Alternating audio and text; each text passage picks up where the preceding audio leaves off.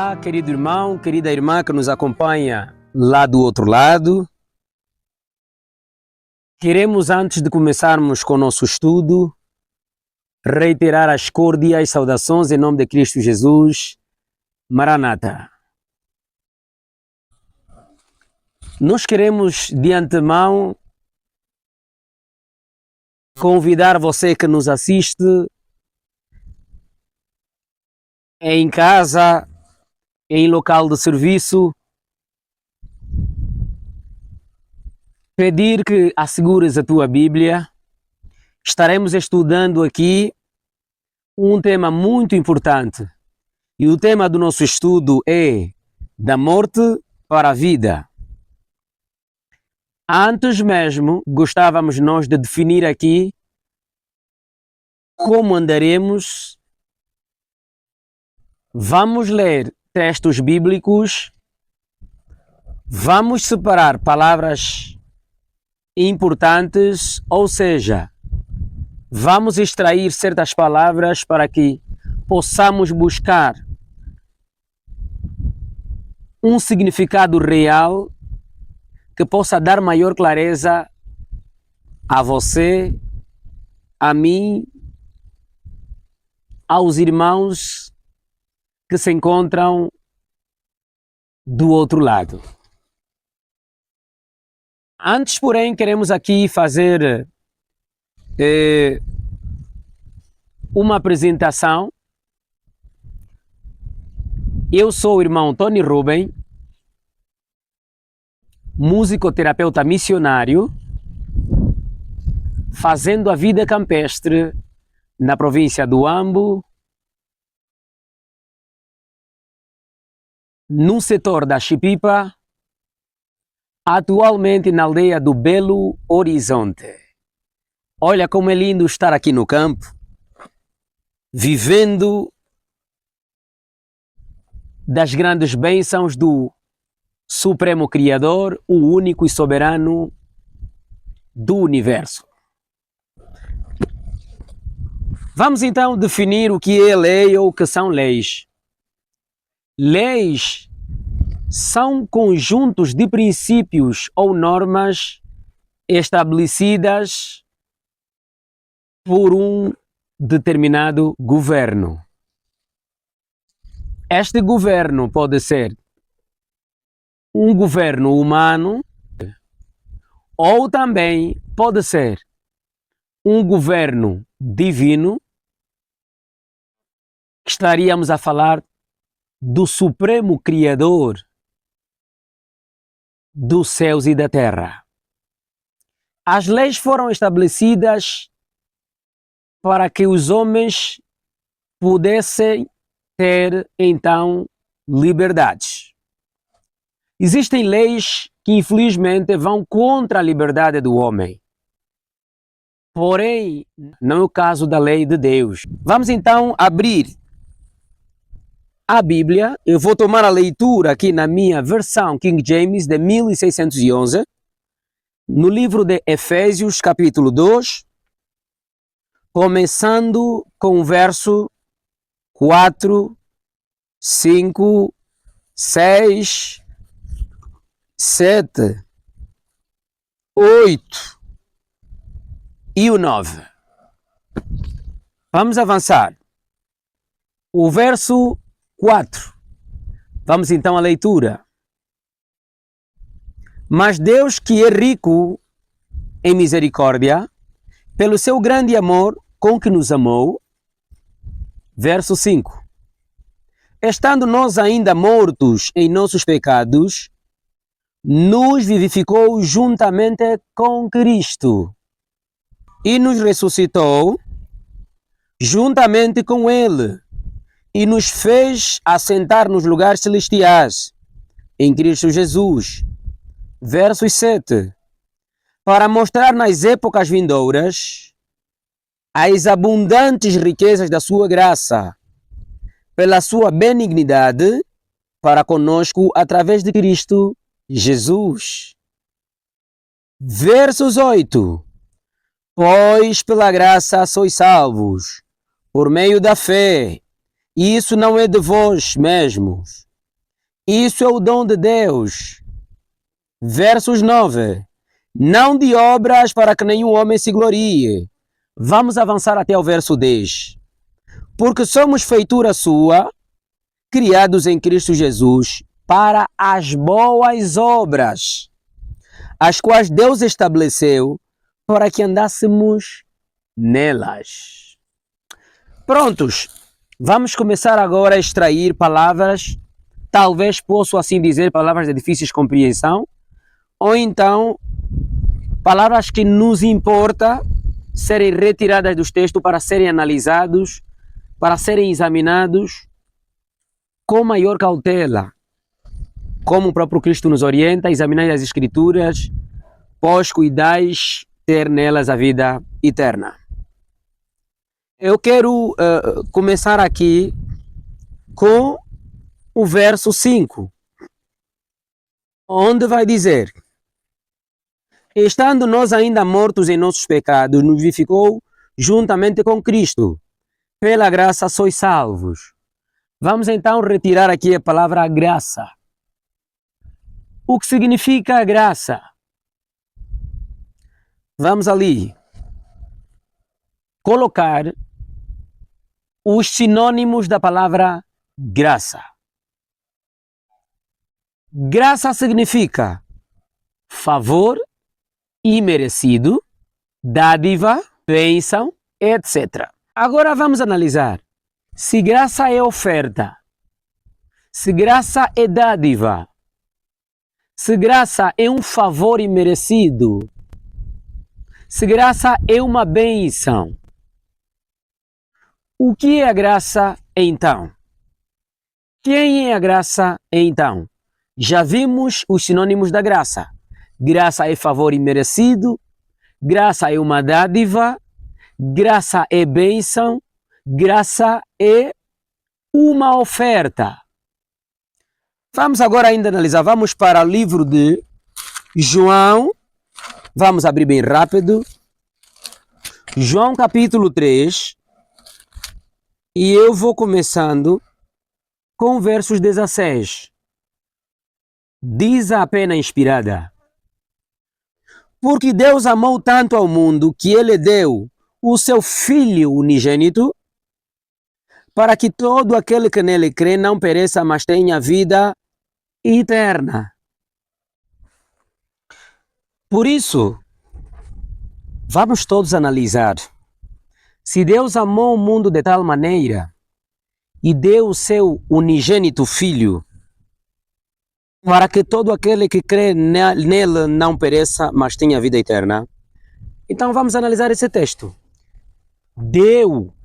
Quer dizer que Deus amou o mundo de tal maneira e deu, doou, quer dizer, pelo seu favor, deu o seu único ou Filho unigênito, o único gerado do Pai, para que todo aquele que nele crê não pereça, mas antes tenha a garantia da vida eterna.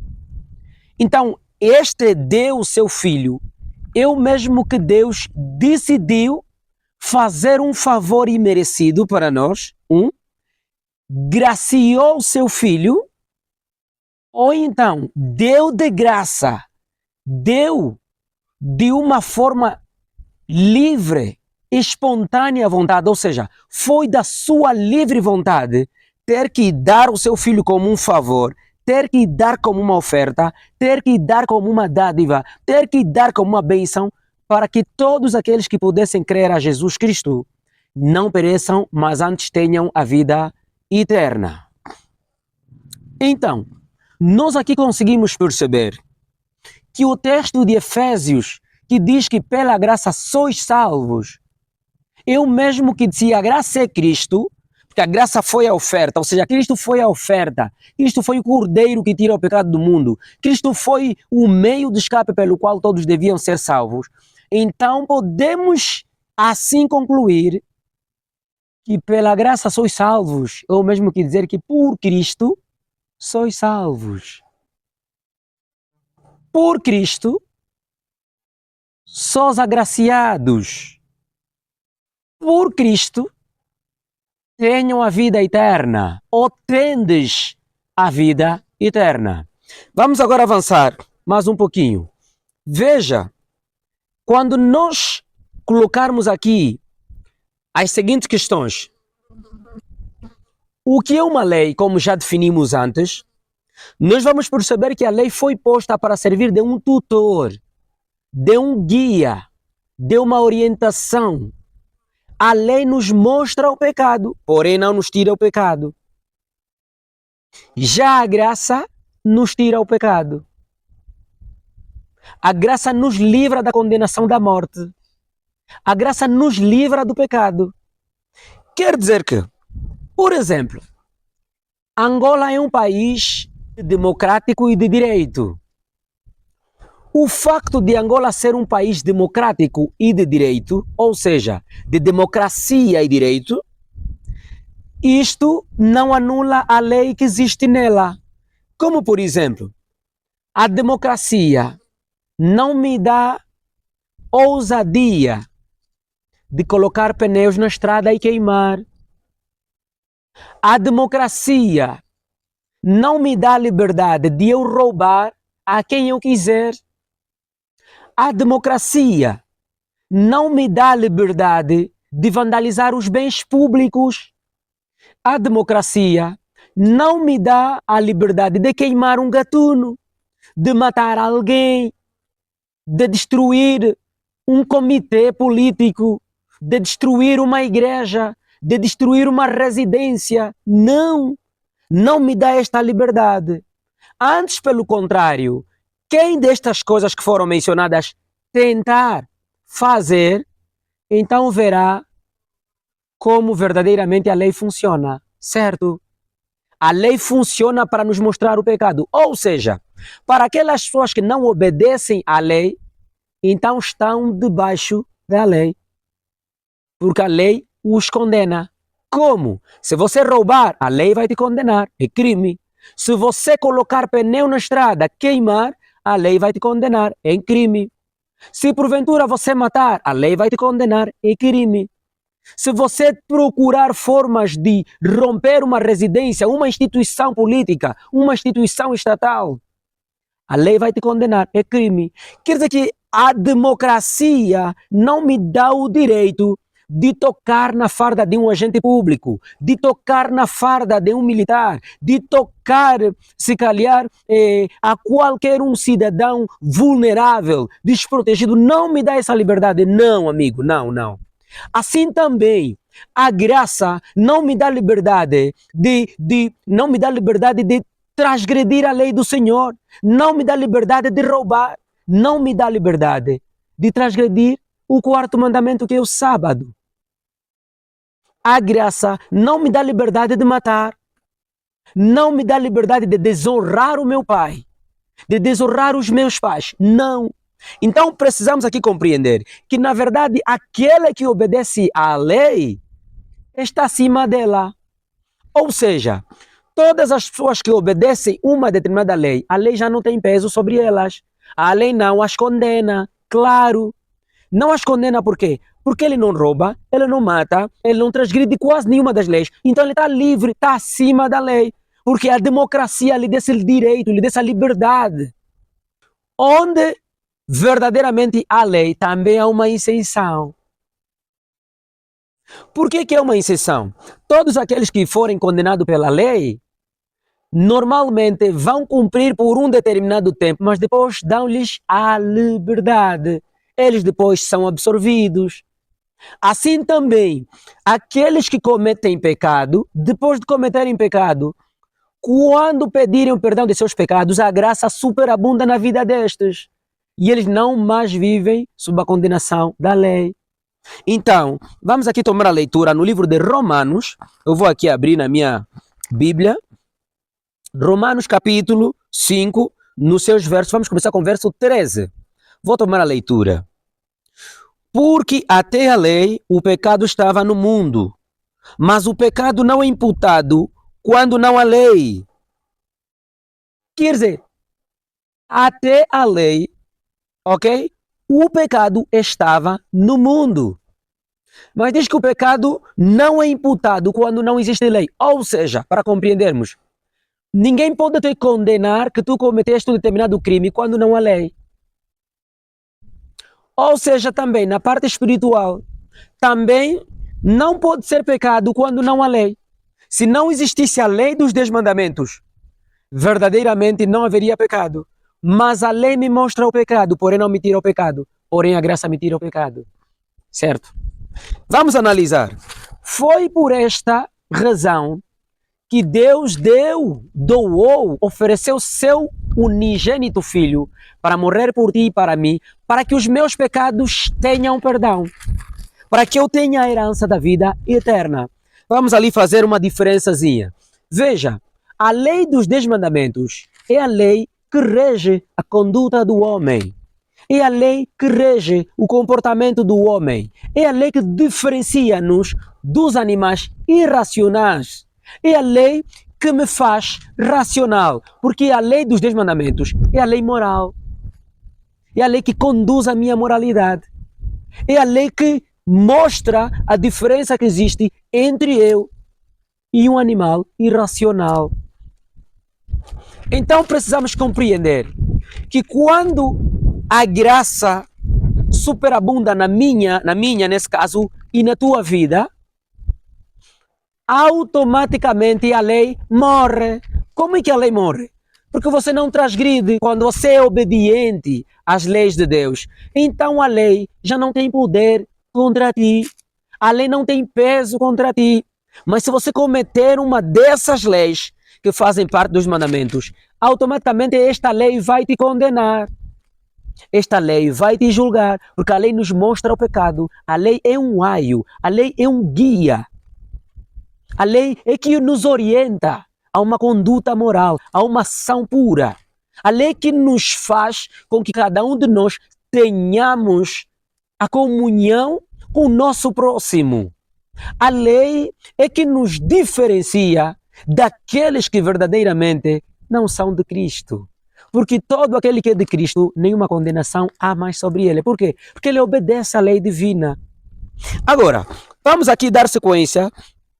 Vamos então ler o versos 15 de Romanos 5, versos 15. Mas o dom gratuito também não é como a transgressão. Porque se pela transgressão de um morreram muitos, muito mais abundou a graça de Deus para os muitos e o dom pela graça de um homem, Jesus Cristo. Claro, vamos só agora aqui fazer a menção dos 2 últimos versos do capítulo 5 de Romanos. O verso 20. Além disso, veio a lei para que a transgressão abundasse. Ou seja, veio a lei para que se fizesse sentir a transgressão. Porque se não houvesse lei, não haveria transgressão. Era necessário que tivesse uma lei para que se fizesse sentir a transgressão. E olha o texto, mas onde o pecado abundou, superabundou a graça. Onde o pecado encheu o mundo, a graça tornou-se ainda mais cheio. Ou seja, onde o pecado abundou, superabundou a graça, tornou-se completamente a graça, o mundo todo ficou cheio de graça, cheio de dádiva, cheio de bênçãos, cheio de oferta, cheio de quê? Cheio de garantia da herança da vida eterna. Vamos aqui agora fazer um paralelo. A democracia veio tornar os homens livres a pensar como devem servir o seu Deus, que trabalho devem fazer, que horas devem andar, com quem eles devem andar, porém não transpassando os limites da lei estabelecida. Assim como também em Cristo Jesus, todos nós que obedecemos às leis dos 10 mandamentos, estamos livres da condenação da mesma. É isto ali, meu amado irmão. Então, fazendo esta relação, todo país onde não há lei, automaticamente este país ou esse governo é desorientado.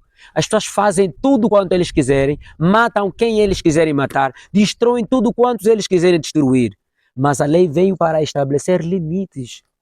A lei veio para governar a nossa moralidade, para que todos nós tenhamos o direito de viver num país democrático e de direito. Então, meu caríssimo amado irmão, meu caríssimo irmão, minha caríssima irmã, precisamos compreender que aqueles que estão em Cristo Jesus, verdadeiramente não há nenhuma condenação da lei, porque eles verdadeiramente obedecem à lei, então a lei morre para eles, mas a graça não veio anular sequer a lei de Deus. Vamos aqui tomar o último livro para posterior terminarmos então. Romanos capítulo 3, nos seus versículos 31. Diz o texto: anulamos, pois, a lei pela fé, de forma alguma, antes estabelecemos a lei. Veja aqui, por meio da graça ou da fé, a lei não é nula. O texto, Paulo, no livro de Romanos, está a nos perguntar: vamos anular a lei por causa da fé, por causa da graça? De maneira alguma, de maneira nenhuma. Antes, devemos estabelecer a lei, porque a lei é que nos mostra o pecado. Porém, se eu conhecer a lei, saberei que não posso fazer isto, não posso fazer aquilo, não posso fazer isto. Veja que a própria lei, de acordo com o que nós entendemos, ela nos diz: não matarás, certo? Não posso matar. Não adulterarás, certo? Lembra-te de Deus salvou para o santificar. Vamos analisar. A lei dos 10 mandamentos, ela é resumida em duas partes. Primeiro, amarás o teu Deus de todo o teu coração, de toda a tua mente ou entendimento. Esta é o resumo do primeiro e o quarto mandamento. E do quinto ao 10º mandamento, amarás o teu próximo como a ti mesmo. Vamos analisar. Quem verdadeiramente obedece às leis de Deus, não terás outros deuses diante de mim. Claro, porque já existe um Deus, o Supremo Criador dos céus e da terra. Quem ama o seu Deus, não fará para ele imagem de escultura. Quem ama a Deus, não invocará o nome do Senhor seu Deus em vão. Quem ama a Deus, vai guardar o 7º dia da semana, vai guardar o sábado, porque o sábado nos leva a conhecer o verdadeiro Deus que criou os céus e a terra, porque ele criou os céus e a terra. Em 6 dias, o 7º dia descansou. Assim também, quando nós observamos o sábado, nos leva a recordar as obras da criação dos céus e da terra. Por isso, meu amado irmão, minha amada irmã, se tu amas a Deus, terás que obedecer esses 4 mandamentos, que têm a ver com amor a Deus. Amor ao próximo. Se tu amas o próximo, não roubarás, não adulterarás, não cobiçarás, honrarás teu pai e tua mãe para que se prolonguem os teus dias na terra. E não matarás, não dirás falsos testemunhos contra o teu próximo. Este é o resumo do amor ao próximo. Então, esta graça não veio anular esta lei moral, esta lei que nos conduz até aos pés de Cristo, até aos pés do nosso Salvador. Por isso, meu amado irmão, pela graça sois salvos. E isto não veio de obras algumas. Que obras? Vamos analisar. Não é porque alguém escreveu para Deus para ser salvo. Não era necessário que alguém fizesse um sacrifício para ser salvo. Não era necessário que alguém pagasse para ser salvo. Não, não. O próprio Cristo foi nos dado como uma dádiva, como uma oferta, como um favor imerecido, como uma bênção para nos levar até ao Pai. Por isso é que ele diz: ninguém vem ao Pai senão por mim. Por isso, meu amado irmão, Deus venha rica e poderosamente abençoar-te para dizer que o termo pela graça sois salvos, eu mesmo que dizer pela graça ou por Cristo sois salvos. Por Cristo sou salvo, por Cristo és salvo, por Cristo somos salvos, por Cristo sois salvos. Deus abençoe rica e poderosamente. Até lá. Obrigado.